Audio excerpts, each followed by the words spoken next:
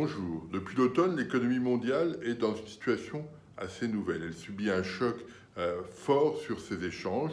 Le commerce mondial ralentit très rapidement. En septembre, sa progression était de 4% sur un an.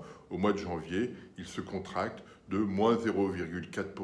Donc c'est un mouvement radical qui trouve sa source dans les incertitudes de politique économique, notamment aux États-Unis avec les politiques tarifaires qui ont été mises en place, les tensions avec l'économie chinoise, mais aussi plus récemment les tensions qui se présentent, qui se dessinent progressivement avec l'Europe, que ce soit sur l'automobile, que ce soit sur les avions.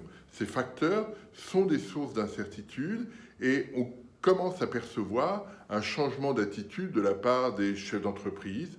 Les commandes de biens d'équipement ralentissent très sensiblement. En d'autres termes, les entreprises sont beaucoup plus attentistes quant à la formation du capital, c'est-à-dire quant à l'investissement qu'elles vont mettre en œuvre. Ça, c'est un changement important. Ça veut dire que le choc subi depuis l'automne pourrait être beaucoup plus persistant qu'on l'imaginait et s'inscrire davantage dans la durée. Ça, c'est un premier point important. Ça veut dire que, globalement, au cours de l'année 2019, compte tenu de la contraction de ces commandes de biens d'équipement en Allemagne, eh bien, l'investissement de l'OCDE, comme on le voit sur le graphique, pourrait s'infléchir et passer en territoire négatif. Ça, c'est le premier point. Le deuxième point est que dans cet environnement, c'est la zone euro qui est la plus exposée. Ces commandes de biens d'équipement en Allemagne se contractent très rapidement et de ce fait, il y a un risque sur la capacité de l'économie de la zone euro d'amortir ce choc international. Là, il y a une vraie question, d'autant plus que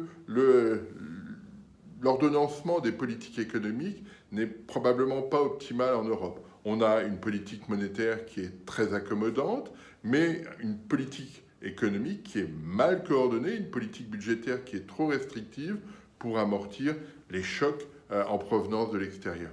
Et c'est ça notre souci. En d'autres termes, on subit un choc très fort. L'Europe, la zone euro est particulièrement ciblée, si je puis dire, et le policy mix ne permet pas d'amortir ce choc.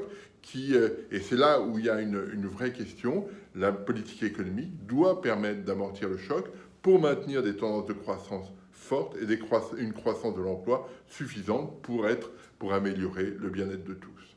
Je vous remercie.